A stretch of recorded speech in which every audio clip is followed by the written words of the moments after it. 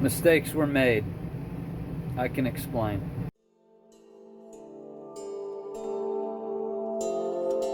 Well, honestly, mistakes weren't made. I just did it. I don't know why I did it, but I did.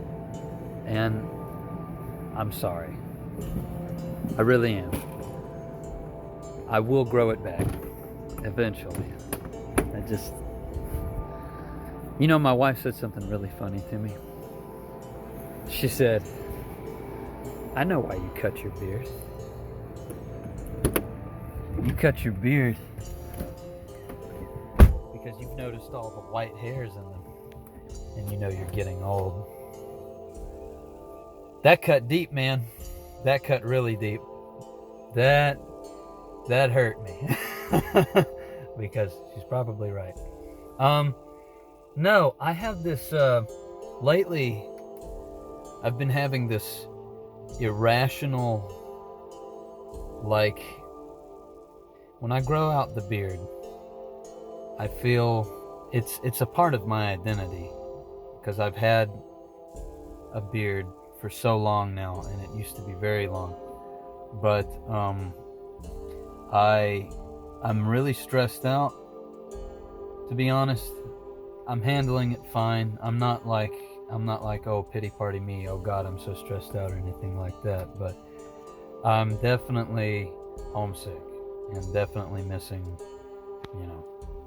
my wife and my dog and everything. So, I don't know. I just, in an act of just, I guess, I don't know. I can't explain why I did it. I really can't. But this video, I'm enough talking about that. This video is, it's about vices. It's about addictions, certain types of addictions, why we have them, and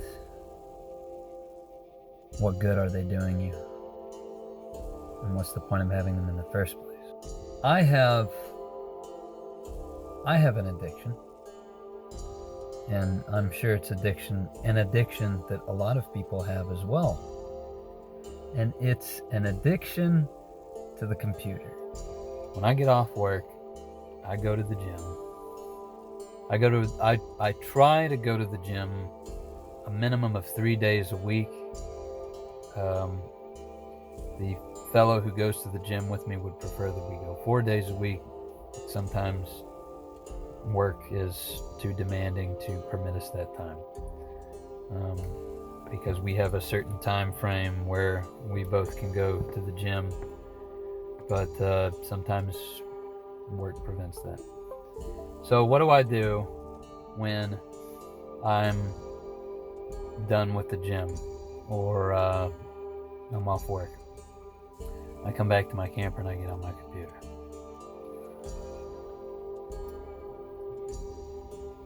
The computer is a double-edged sword.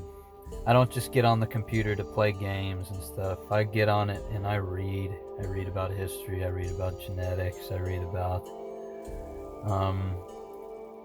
I try not to, but occasionally the news.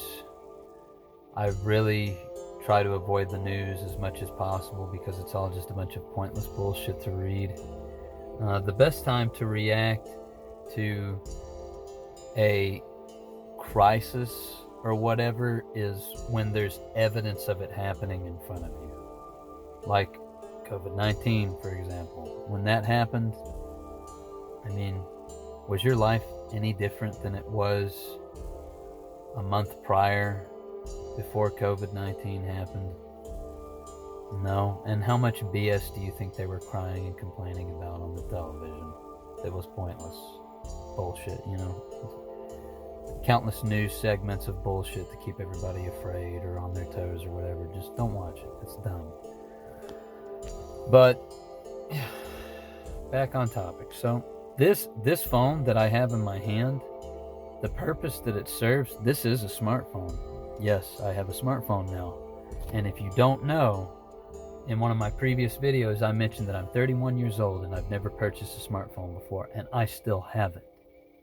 But my coworker gave me this smartphone, and because he didn't want it anymore, and he demanded, he's a friend, he demanded that I have a smartphone because him and so many other friends of mine say, oh, it'll make your life so much easier. Oh, you absolutely have to have it because you can't function in society properly without it. It'll make your life so much easier. fuck that. I don't want one. I'm never, ever, ever, ever going to buy one. What purpose does this phone serve for me? As a camera. Because in the future, I'm going to take you guys out in some of my videos to watch me cook my meals. I usually cook my meals on a fire, and I'm going to bring you out to the woods every now and then, you know? I mean, no better place to make a video than a place like that. Shout out to my friend Woodlander, Simon. Check out his channel right here. He's extraordinary. And another shout out to a friend of mine, Southern Nordic. His channel's right here. Great guys. Huge respect for both of them. So yeah, back on topic. Vices. We all have reasons why we have certain addictions, right? So the games that I play on my computer in my spare time are games like Mordhau, which is like a sword fighting game and shit like that. Games like Elden Ring or Dark Souls or stuff like that. Why do I play games like that? Because they resonate with me. You know, my ancestors were fucking Vikings and Picts and Gals, and I don't know, I get joy out of playing a game where I can swish a big ass sword and fight my enemies, because I'm vicariously imagining myself in that world or that time period that I feel men who were superior to who we are now. I vicariously imagine myself in that realm, in that world, you know, living it up, even though being put in that actual situation in real life is very different than playing a game where there's no consequences if you die. But still, regardless, that's what I'm into. That's why I do that shit. But there are other vices and addictions that men and women have in this day and age. And boy, oh boy, are some of my viewers and my dear beloved friends going to hate me for saying this. But if you're addicted to alcohol, marijuana, or any other mind-altering substance, you're fucking weak. You are. You're a weak-ass bitch. But only if you do that shit every single fucking day. Because it's pure toxicity to you. It's absolute toxicity. Now, sure, you can make the comparison and say, oh, but aren't you avoiding life by imagining yourself in a different world when you play games? That's a good argument, but I'm not altering my mind. And I'm not having any long-lasting repercussions to my mental health or my physical health by playing those games. At least I don't think so. There could be some minor effects, but I would guarantee you that smoking marijuana or drinking alcohol, or especially doing narcotics or some shit like that, that's a lot worse for you than playing fucking video games. Oh, and probably having our faces plugged into technology of any kind is terrible as well. Like the fucking social media and shit like that. Oh God, don't even get me started on that. Why am I calling you a weak bitch for being addicted to those things? Because I was a weak bitch too. Because I was addicted to alcohol. It served me no good. It did me no good. It did nothing but bad for me. The only thing it did for me was numb me so that I could just regard the trials and tribulations of life that exist to better me as a man with apathy. Regard them with complete apathy. Oh, don't care, I'm drunk. Having a good time. Who cares?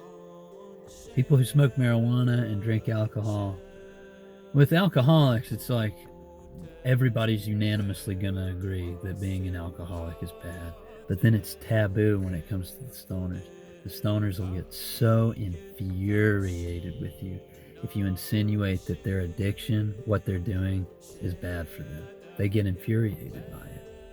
I'm not sitting here telling you that playing video games constantly or being addicted to anything.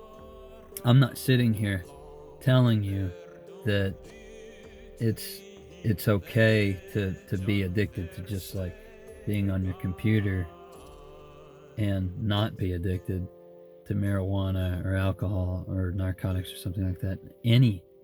Anything that you're using to escape reality that you are constantly using and abusing is bad for you. It serves you no good. It does you no good. And that's just the truth. And I'm not going to let you delude yourself into thinking that it's okay for you to get up every goddamn day and light up a blunt or crack open a cold one and drink, because it isn't. It's not good for you. It's not good for your soul. It's not good for your health. Now, you want to light one up once or twice a month, I see nothing wrong with that. You want to crack one open every now and then with the boys, reminisce, party a little bit, nothing wrong with that. But if you're doing shit that alters your mind every single day, you're weak. Just like I used to be. Because that shit causes stagnation. And it promotes almost what it does, I believe truly, I really honestly believe, and I could be wrong about this, I could be overthinking it, but one thing I have always thought about marijuana is that it was a very sophisticated ploy to make Americans complacent and apathetic. Think about it for a second. This plant that you smoke that makes you numb and makes you contemplate deeply and stop caring about all the things that are around you is illegal for a long time. And the funny thing about things that are illegal, I don't know about you, but when I'm told that I can't have something that I want or I can't do something, it makes me want to do it, depending on what it is, of course. But like, if there's some fucking plant that makes you feel good and makes you want to contemplate about shit really deeply, and the government tells you you can't have this, for a lot of people that's probably going to make them want to have it, if they're anything like me, stubborn. So think about that. So they locked it off. They knew what they were doing. They locked it off from people for a long ass fucking time so that the narrative would start spreading around like, no man, this is okay. This is good. It does nothing wrong. It's not addictive. It's not a gateway drug. It does nothing wrong for you. and now they're starting to legalize it just in time when they want people to start being complacent and to start ignore the changes that are going on in the world, right? Everything's so crazy and insane and the prospects of the future are concerning. What better time to introduce legalized marijuana than today, right? Because it makes you apathetic. It makes you complacent. And it is addicting. I know it is. Because I've known men and women who I care about as if they were family, who have smoked it as often as possible for countless years. And they've tried to stop.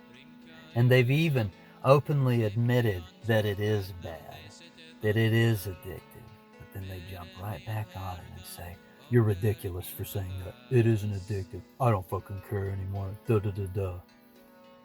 Stop smoking weed every day. Stop drinking alcohol every day. If you're doing anything that's altering your mind or numbing your body, you're trying to escape the trials and tribulations of reality. You are preventing yourself from dealing with the turmoil that you have to face in your life because you're too weak to face the challenge. Become better. Rise up with me. Ascend with me. Become the best version of yourself that you possibly can, because it is possible. And if you don't believe me that it's possible, just watch me.